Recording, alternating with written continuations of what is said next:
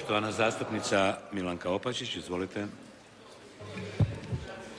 Svoje pitanje upućujem potpredsjednici Vlade gospođi Kosor. Kada ste preuzeli funkciju ministrice, onda ste imenovali za svoje pomoćnike ljude koji su imali kaznenu prijavu, vi ste za to znali, međutim tek onda kada je stvar došla u javnost, odlučili ste smijeniti te ljude. Prije nekog vremena u ovom domu od strane zastupnika iz reda SDP-a upozoreni ste da donosite jedan zakon koji nije usuglašen sa Ustavom, dakle koji je protuustavan. Vi ste se na to uredno oglušili, zakon donijeli. Nakon toga vam je Ustavni sud rekao da je zakon protuustavan. I sada na kraju imamo priču sa gospođom Cigelj. Njoj ste očigledno naredili da zatraži protuzakonitu obradu dijela udruga, a onda ste nakon pritiska javnosti smijenili. Moje pitanje glasi: do kada će gospođo Kosor drugi plaćati zbog vaših grešaka? Potpredsjednica Vlade, Hvala ministrica lijepa, poštovani Jadranka gospodine Kosor, predsjedniče. izvolite. Ispričavam se, gospođo zastupnice. Pa evo, redom kako ste postavljali pitanje. Što se tiče pomoćnika koji su postavljeni na početku moga mandata, odnosno mandata Vlade, vi znate da su oni bili 5-6 dana na toj funkciji. Čim smo doznali, odnosno čim sam ja doznala, naravno da su smijenjeni. Što se tiče pitanja o zakonu, Zakon o pravima hrvatskih branitelja iz Domovinskog rata i članova njihovih obitelji je predložila Vlada, a donio je Hrvatski sabor. Prema tome, potpuno je netočno, naravno, ovo što tvrdite da sam ga donijela ja, jer to je apsolutno u demokratskom društvu još uvijek nemoguće da jedna osoba donese zakon. Prema tome, ali vi dobro znate da cijelo to vrijeme nije bilo prigovora na odredbu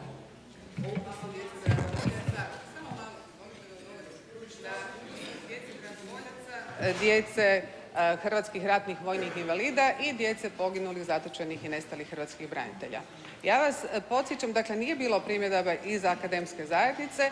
Vi ste, koliko se sjećam, kod glasovanja o tome zakonu izašli iz dvorane i niste htjeli biti ni za ni protiv. Prema tome, mislim da prigovarati oko nečega o čemu se većina u Hrvatskom saboru izjasnila je sada apsolutno deplasirano. Dakle, niste htjeli čak ni dići ruku kojom biste poduprli Zakon o pravima hrvatskih branitelja, nego ste izašli van. Ali to je naravno vaše pravo. Ja vas podsjećam da u zakonu koji ste vi donijeli 2001. protiv čega je HDZ bio žestoko, je bila odredba o upisu, ovom istom upisu djece hrvatskih ratnih vojnih invalida, djece poginulih, zatočenih i nestalih hrvatskih branitelja, koja je prenesena iz prethodnog zakona. Međutim, tada nitko nije dizao ustavne tužbe. Što se tiče rješavanja inače problema oko upisa i pomoći djece branitelja, ja vas želim izvijestiti, vjerujem da će vas to jako radovati, da mi problem rješavamo, da unatoč odluci Ustavnog suda, koju naravno moramo poštovati, dogovaramo moguće modalitete kako toj djeci ipak pomoći. Vjerujem da će vas jako razveseliti što smo dodijelili prve stipendije, njih oko 3000 ovih dana. Sigurno ste to jako, jako poduprli i tako ćemo nastaviti i dalje, jer mi smatramo da djeca hrvatskih dragovoljaca, djeca poginulih, zatočenih i nestalih hrvatskih branitelja i djeca invalida zaslužuju svu potporu Hrvatske države, jer su njihovi roditelji najzaslužniji za slobodnu, samostalnu, neovisnu, demokratsku i europsku Hrvatsku u kojem sjedite vi u ovom Parlamentu, jer da nije bilo njih ne bi danas ovdje o tome raspravljali.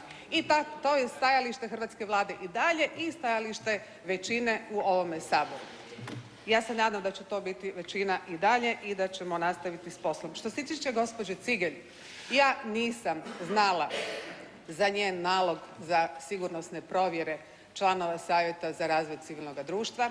Ja sam za to saznala u srijedu poslijepodne, prošli tjedan. Ja sam se nad tim konsternirala, jer mislim da u demokratskom i civiliziranom društvu je nedopustivo da se na taj način provjeravaju predstavnici civilnog društva, udruga od HVIDRA-e, od predstavnika HVIDRA-e do predstavnika udruga za zaštitu ljudskih prava žena. Za mene je to nedopustivo, za mene je to skandalozno. Reagirala sam iste sekunde, reagirala sam drugi dan, reagirat ću uvijek, jer dopustite da je nedopustiva, i to vrlo jasno stoji u uredbi, istraga, odnosno provjera ljudi na taj način, budući da tamo jasno piše tko se može provjeravati na temelju te uredbe. Članovi udruga sasvim sigurno ne.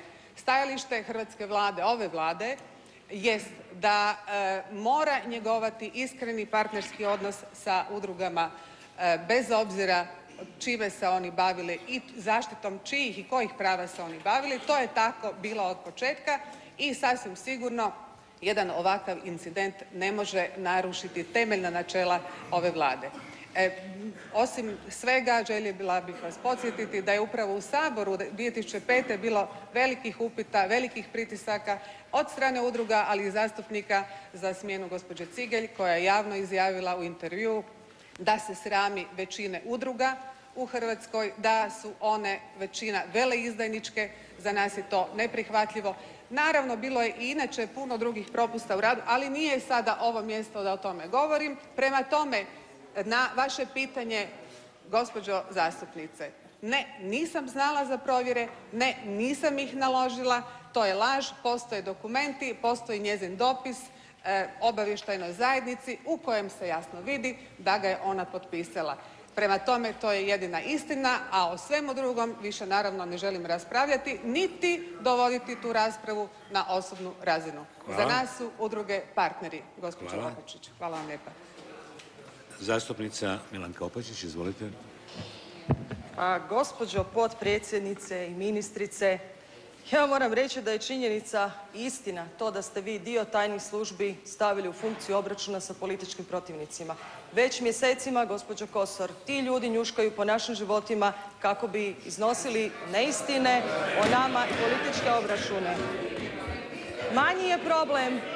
Manji je problem što smo mi dio takvih radnji. Puno je veći... Znam, molim vas. Dakle, puno je manji problem što smo mi predmet takvih radnji, puno je veći problem što... Ta su vremena prošla, hvala Bogu.